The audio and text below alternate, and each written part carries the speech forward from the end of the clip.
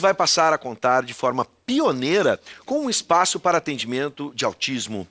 O ambulatório de diagnóstico precoce e cuidado da criança e adolescente do espectro autista deve focar na identificação do espectro de maneira precoce para melhorar a qualidade de vida do paciente.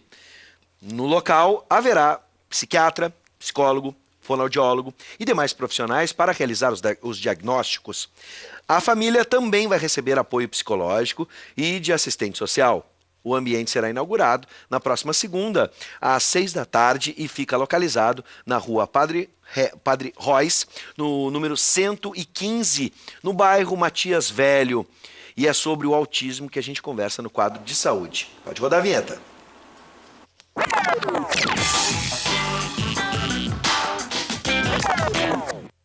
Com a gente, a fonoaudióloga e mestre em psicologia, Mariana Lima. Seja bem-vinda. Obrigada. Bom, você de casa pode participar da nossa conversa por mensagem de texto 99588-2374 pelo WhatsApp 99588-2374. Bom, Mariana, para a gente começar, o que é o autismo? Como é que a gente pode definir de uma maneira simples para quem está em casa entender? Como é feito esse primeiro diagnóstico? Certo. O autismo, ele é um transtorno do desenvolvimento, ele tem uma origem neurológica, tem alguns componentes genéticos que também são importantes, e o diagnóstico não é um diagnóstico muito simples. Né? Ele não é feito por um profissional exclusivamente, normalmente envolve mais de um profissional, né? Um pediatra, um neuropediatra, um pediatra do desenvolvimento, fonoaudiólogo, psicólogo, terapeutas ocupacionais. Todos esses profissionais da área médica e da área de reabilitação, eles precisam estar envolvidos, né, na decisão desse diagnóstico. Bom, eu imagino que deve ser muito complexo o diagnóstico, né? Um pouco tu já nos deste, né, um primeiro caminho para a gente entender essa análise médica ou desse corpo, então, de profissionais. Mas quanto tempo leva para ser constatado? Tu disseste que é complexo, isso leva um período muito grande. Eu fico imaginando porque o autismo não é eu não, pelo menos o pouco que conheço, não é algo que a gente possa ver. Ele é muito peculiar em cada pessoa, né, em cada indivíduo. Ele não é uma coisa que se assemelha em todos, a gente vai identificar da mesma forma em todos. Não, o transtorno do espectro, a gente fala espectro porque pode se manifestar das mais diferentes maneiras. Sim. Ele tem características comuns, mas essas características se manifestam de maneira muito diferente em cada indivíduo. Né? Então, a gente pode ter um autista funcional, que vai conseguir trabalhar, vai conseguir estudar, vai conseguir se apropriar da própria vida, né? E a gente vai ter um outro extremo de autistas disfuncionais, né? E tem autistas que não falam e não vão falar. E tem outros que conseguem, de alguma forma, se manifestar através da fala, né? Da linguagem verbal. Então, existem muitas peculiaridades nesse diagnóstico, porque depende da manifestação. Muitas vezes um pediatra atento, né, no primeiro ano de vida, a criança vai ao pediatra todo mês. Um pediatra atento já consegue identificar alguns sinais importantes. Importante lembrar que quanto antes o diagnóstico for no mínimo encaminhado, né, que acendeu aquela luzinha amarela, olha, tem alguma coisa que não está bem, é importante que já inicie a intervenção precoce. Sim. Né? Imagino que, então, dentro de um universo tão vasto, e por isso se usa a expressão espectro, o tratamento deva ser bem diferenciado para cada um, né, bem personalizado, digamos assim, particular.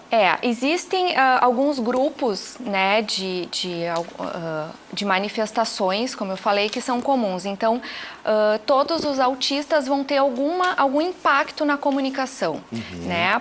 Mesmo que aquele autista que fale ou que manifeste alguma coisa de linguagem verbal, vai ter peculiaridades que vão precisar ser tratadas.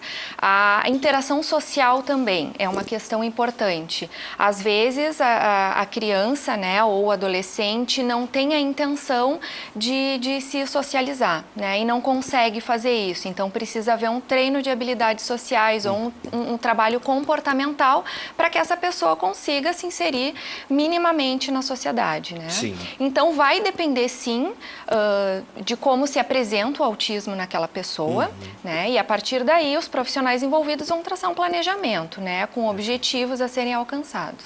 Bom, é importante as pessoas, de maneira objetiva, a gente pensa quando há um transtorno, alguma coisa, né?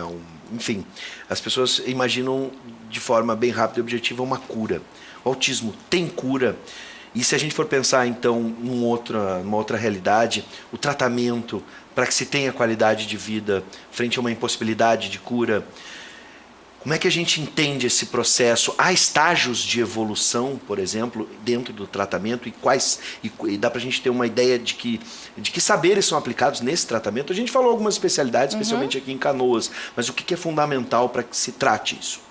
Bom, primeiro sobre a cura, né? A gente não fala em cura porque a gente não entende o autismo como uma doença. Perfeito. Então, não tem cura. Sim. O que tem são melhoras em alguns aspectos, dependendo do nível, do grau de comprometimento dessa pessoa. Então, não adianta, por exemplo, às vezes os pais, a família, não tá bem orientada e acabam colocando uma criança com autismo severo numa escola regular a fim de que ela se socialize. Isso não vai acontecer. O que a gente precisa? Traçar alguns objetivos claros que aquela criança consiga alcançar a curto, médio e longo prazo e determinar se para aquela situação, para aquela condição daquela criança, uma escola regular é a melhor opção ou a melhor opção é uma escola especial. Sim. Então, isso vai depender de cada caso, né? A gente não trata o autismo como uma coisa geral, a gente trata o paciente com autismo. Sim. Né? Bom, a maioria das reportagens mostram crianças, né? E vamos entender o universo adulto, o adulto, como ele convive, lida com isso, e fico imaginando o adulto hoje, frente a toda a evolução que o tratamento teve, a atenção que vem tendo ao longo dos anos. Ainda por exemplo, no caso do adulto, essas técnicas hoje que são usadas também são empregadas, ou passa um determinado tempo, há uma dificuldade maior em se trabalhar com adultos? Quanto antes começar a intervenção, melhor, sempre. Independente de ter ou não o diagnóstico já determinado e já fechado. Se tem comprometimento na linguagem, a gente já vai estimulando. Se tem comprometimento no comportamento, na interação social, já precisa haver um trabalho. Às vezes, o diagnóstico demora para ser fechado e a gente não pode ficar esperando para começar o tratamento depois que tem o diagnóstico. Então, quando há algum sinal de alerta, a gente já precisa iniciar a intervenção. Os adultos, hoje, eles estão aí, estão trabalhando, né? E muitas vezes eles são entendidos como aquelas pessoas esquisitas, ou os nerds, ou que têm uma linguagem muito peculiar, ou que é o cara da informática, né? Essas pessoas não receberam o diagnóstico porque hoje que a gente tem mais ferramentas, né, e mais possibilidades de diagnosticar muito mais cedo do que há 10 anos atrás já era muito diferente, né? Então, os adultos de hoje foram crianças há 20 anos atrás, não existia, né, essa preocupação, essa atenção para o autismo. Então, cresceram com dificuldades na escola, com dificuldades, com atrasos na fala, mas foram indo, né? Sim. Foram aqueles esquisitões da escola, né? Sofreram bullying e isso passou um pouco despercebido. Claro, isso nos casos mais leves, né? Sim. Porque nos casos graves fica mais evidente. Sim. Então, esses casos mais leves, hoje a gente entende que são os nerds ou que são, né? É confundido até mesmo com genialidade, aptidão para algo, por exemplo. Exatamente. Tem, no outro extremo, né, Sim. do espectro, existem aquelas pessoas que acabam tendo muita facilidade para determinadas áreas, Sim. né? Normalmente questões mais da área das exatas, né? Sim. Porque tem o impacto no relacionamento pessoal. Então, são aqueles que não gostavam das festas na época da faculdade, que ficavam mais reclusos, Sim. né? Que gostavam de ficar no computador. Então, essas pessoas, talvez se hoje tivessem, né, fossem crianças nos dias de hoje, talvez tivessem recebido o diagnóstico. Bom, para encerrar, eu acho fundamental a gente falar sobre a família, a importância da família.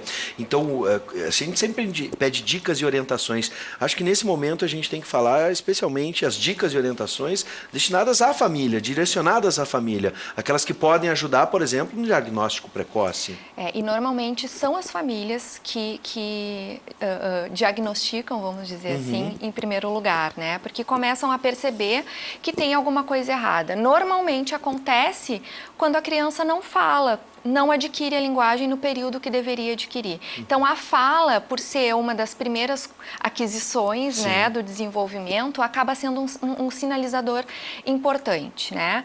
A família precisa estar atenta, assim, a criança não fala, não é porque tem preguiça. Né? Nenhuma criança tem preguiça de falar. A gente tem preguiça de acordar cedo, mas falar é natural do ser humano. Então precisa haver uma atenção. Não falou, não está falando lá assim por volta de 1 ano, né? Aquelas palavrinhas básicas que toda criança fala, é um sinal de alerta. Precisa questionar com o pediatra, né?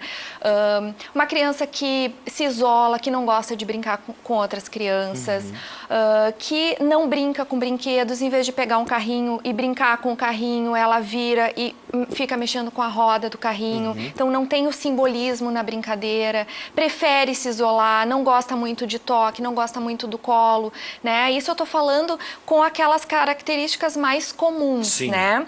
Perfeito. Mas existem autistas que são muito afetivos, que olham no olho, mas que ainda assim têm algumas peculiaridades e às vezes passa despercebido. Então é muito importante que a família, a qualquer sinal de que alguma coisa não está bem, busque informação. Mariana Lima, mestre em psicologia, fonoaudióloga, seja sempre bem-vinda, né, e que a gente possa cada vez mais falar, a gente precisa falar sobre o autismo. Muito. Eu fico muito feliz de ver esse centro que vai ter aqui em Canoas agora de atendimento, porque é um momento muito rico e é uma possibilidade incrível para essas famílias. Muito obrigado mais uma vez, seja bem-vinda e até uma outra oportunidade. Obrigada pelo convite.